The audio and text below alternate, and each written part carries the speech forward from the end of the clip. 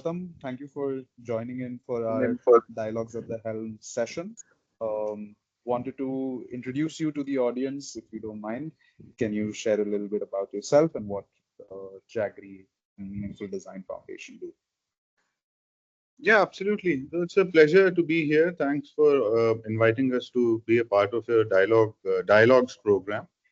And I represent a company, an organization called Jaggery Reimagining Waste. We are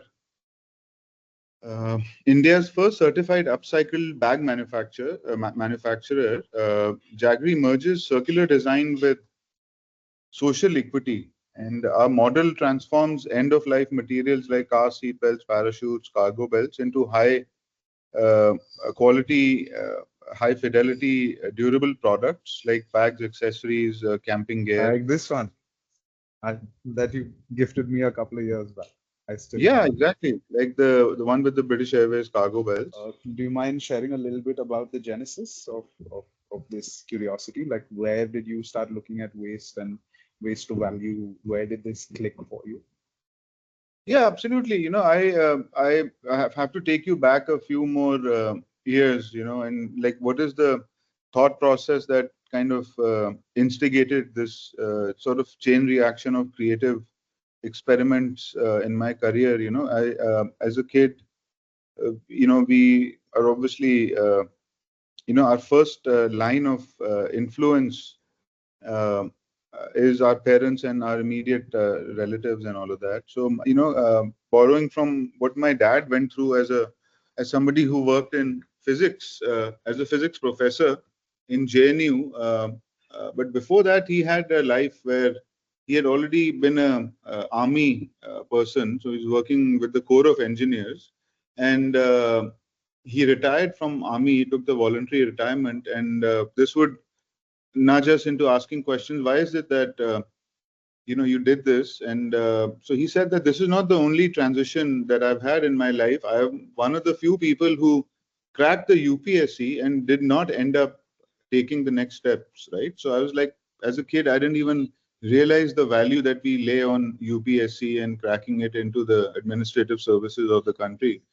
But obviously, it kept coloring my perception over the years that it is possible for you to design your own career, right? And not just generally stay the course if you found a breakthrough. So that I asked my dad one time, why is it that what is it that inspired you to make these changes? And he quoted Javed Akhtar to me, that there was a time when Javed Akhtar, he's borrowing from and not making it very heavy. We all know who Javed Akhtar is and what he's done for the cinema of the country. So, in one of his interviews, he said that everybody has a creative void, right? And especially creative people have a creative void, and not everyone realizes that there is a void in them. And for some people, that void, you can fill that void with one or two life experiences or activities. But for others, it takes their entire lifetime to fill that void, right? So we feel that, both my dad and I are strong proponents of the latter, right? It's a lifelong pursuit of happiness. Yeah. Yeah.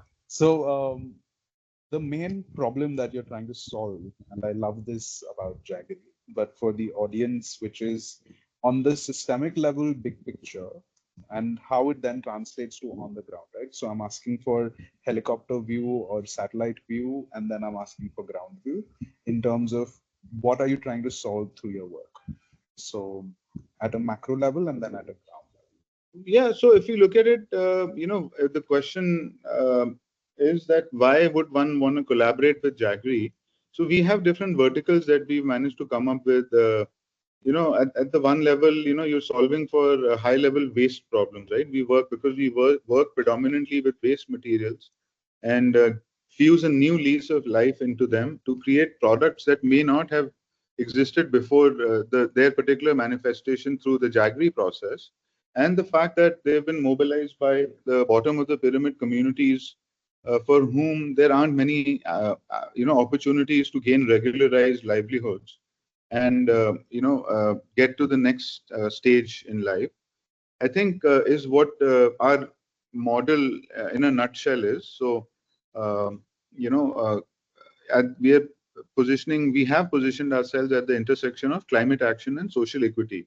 So now the question, what is it that in concrete terms people can do to collaborate with us?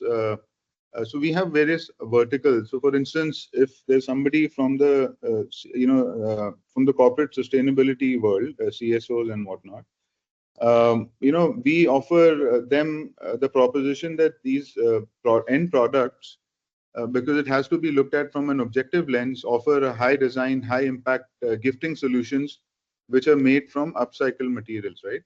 The second is that procurement practices like the social procurement network that we are a part of with the various other organizations from across the world will help align the corporate sustainability officers leaders from an ESG and SDG perspective, right? And this also aligns with their CSR objectives. And you're And bringing traceability to this whole supply chain Yeah, also. exactly. That's the next point that I was about to make. So we share product-specific digital passports, right, which are with traceable story of the waste diverted and livelihoods generated with, empirical beneficiary profiles and actual, stories of the beneficiaries who we've impacted, included in that traceability framework. And this can take its own life through agentic AI and blockchain technology, which is something that we are developing in parallel. So this is the first vertical, this the corporate sustainability offices. Then you look at the procurement teams and CSR heads, right? So uh, they have access to India's first certified bag manufacturer. We were certified last year by the Textile Ministry, and after a vetting process and an audit. This is something that they started as a program last year to certify circular makers, because they understand the challenges that we face are threefold, right? Like there's a product that you need to convince people with. You should be able to explain the social and the environmental impact, and it's a very challenging task if you look at it from a day-to-day, going on of and the flow of things. So to co-create branded collections is something that we feel are through our circular design system appeals a lot to the CSR heads. And then in real time, if you're able to track and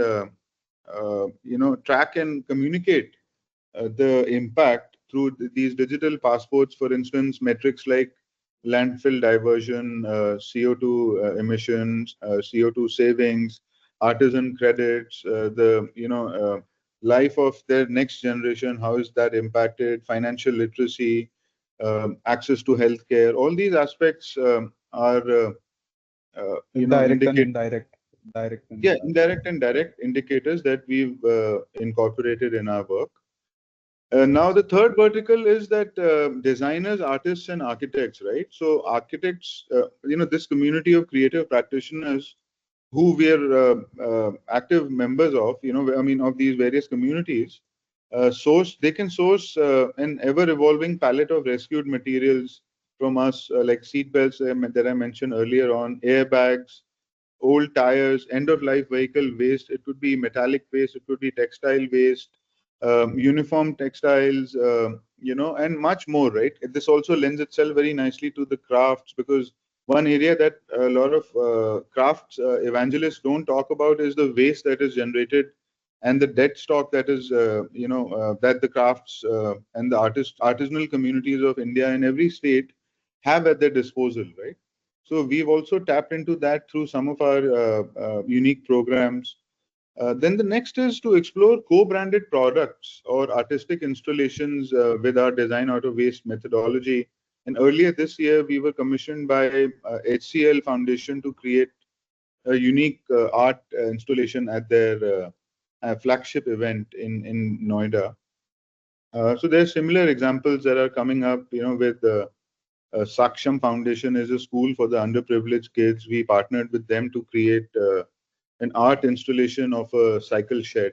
So it can using our materials, and involving the community and especially the student body to create this permanent installation that also serves a double purpose of saving their bikes from the elements. It's so interesting to observe, Gautam, because like you're both on the hybrid front, you have an enterprise which is a for-profit, you've got a non-profit that supports the artisan layer, the entire deep work that is required, some of this social impact component, which is for the influencing of different stakeholders in your society. You're doing direct to consumer, you're doing B2B, you're tapping into like for like what I feel is like sustainability is not like a single domain expertise. I think it's a multitude of disciplines that come together, and you're such a lovely example of a growing interest, and you were well ahead of the curve when you started, and I think the curve is catching up to you, and for that we wish you all the very best for Thank you so all the much. success and the Appreciate the it. sheer metrics of like one of my questions that I ask speakers here is what role does partnerships play, or what significance does partnership hold for the work and the journey? And you've already elaborated so much to it, so I'm not going to ask you to double up on that answer. I think it's fairly self-understood. Yeah. I wanted to also take the moment to draw upon some of the insights. Like we've known each other for about 4 years, Yeah. and in that time period, we met in this Catalyst retreat, and like I got very impressed, and then we've met a couple of times, we've interacted, and I've kind of noted your trajectory since then. You've been on this upswing, and I've seen you close really interesting partnerships with. I think you work with Mercedes, you work with some other automobile partners, you've explored so many different industries, and your ability to be versatile in this, to think for profit in for profit situations, to think non-profit in non-profit situations, to think about the community impact, to think about the public consumer level accountability, to manage all these stakeholders, like the sheer effort in the design of this. Obviously, it wasn't like built in a day, but in many ways, it's a constant evolving and very Yeah. dynamic nature of doing work, which I think is something that I would love for people to know, that if you're thinking social entrepreneurship, this is what it looks like. Because it's so Yeah. difficult to break away from the narrative. Oh, so you sell bags. It's like it's so reductive to summarize it in such a I guess a consumer capitalist terminology and Exactly. brushstroke. Reductionist terminology, but that's not how we approach it, Kiran. Yeah, I think you said it very succinctly, like you always do. So yeah, I mean, I didn't mean to interject you, but is there a No, no, what like? uh, Yeah. So the power it's of just a observation comment. no, thank you, Kiran. I really appreciate it, and I think there's not a single boring day in our lives. We're three founders of the organization, and if I take all the credit for what we are doing, and if you look at what credit is, that's also something that somebody else's nomenclature of understanding things. We just enjoy the process, and like I one of the things that I don't necessarily share with other people, and I haven't ever shared this with other people, is that we don't have a plan B, right? So this plan A is the main thing, and we have to just roll up our sleeves every day and make sure that we make it work, right? It has to work, and that's the only way we approach our work. Is that when you're really committed to something that, and you're very drawn to something, then why do you need a plan B, right? Like if you are putting in your best effort, then the forces around you will align themselves to make sure that you succeed in your mission. Since Helm is turning 8, we also wanted to reflect a little bit on our journey. And from someone as dynamic as you, what do you see the value of an organization like Helm? Because you have a certain perception of us, and I think this is a great spot for us to maybe capture that. Uh, what do you perceive when you first came across Helm, and in all our interactions? There's no pressure. No, But but yeah. like honestly, the first time or the first few interactions, I was really enamored by how well spoken I found the founder of Helm to be, and how in very few words you're able to communicate so much more, right? I've always found that fascinating, and I've always cherished the time that we've spent together. And we've had, like, you're younger to me, right? So I push the boundaries sometimes, and I kind of nudge you in the wrong way. And I like that, that kind of banter.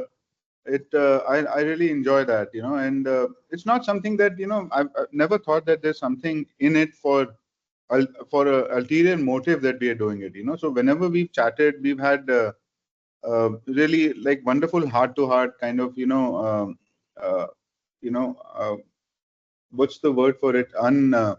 Uncluttered, thought process, and it may be cluttered in a particular subject matter that we may be kind of, grappling with, but the fact that we have access to people like each other over and above, the work related potential, so coming to that, what I feel and my perception has always been that this is a wonderful model, right? The one that you've created and are trying to create and take and scale this to the next level is that there, in the development sector, in the social enterprise world, there's always a space for articulate intermediaries. I may be solving for too many problems, and I may not be at my articulate best, on a given day. But if I have you as a partner, Helm as a partner that understands me not just as a person, but also from a proposition perspective. What is it that I'm trying to do? And the fact that sometimes you're not able to communicate things succinctly, and you use wrong words, and people are very sensitive. So that ability to grapple and solve for and be an intermediary that truly understands both sides of the relationship, I think is the value that you bring to the table. And it's just a matter of time before the right people with the right patience and the right power to right listening power and the attention to the subtle messages that you pass uh, is it's bound to happen. It's just a matter of time. So I feel that you have a wonderful model going for Helm, and you're a charming, wonderful person. uh, and so what's essentially stopping you from scaling this is and you may be already scaling much beyond my current comprehension, is um the aspiration, right, of the founder.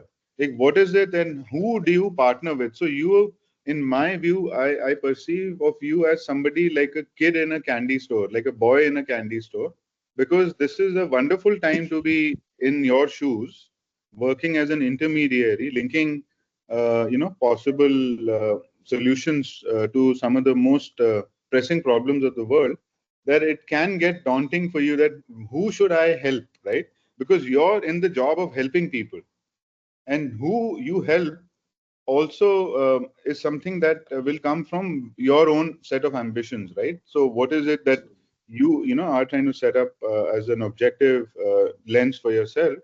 And if both the partners align with that, or if they align to what percentage, it's a matter of your choosing, right? So you're in a good place, and you're in a position where you can help cross sectoral teams, right? You're not bound by corporate limitations or limitations of language or NGO structures, or what is the org structure of a government agency.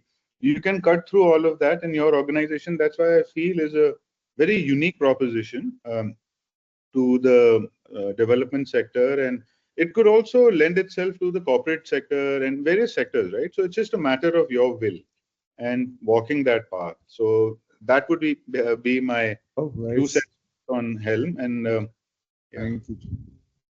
No, thank you so much for that.